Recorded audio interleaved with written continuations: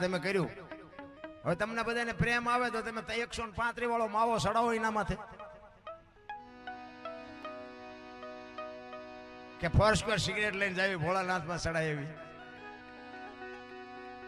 આ તમે બેહાડ્યો છે, આપણો દેવ છે, કઈ હા નથી કહેતો, ના નથી કહેતો. એની માથે જો તમને આટલો ભરોસો હોય તો આ જીવતું જાગતું શિવાલય છે, આની માથે શેનો અભિષેક કરો છો એ તો તમે જોવો.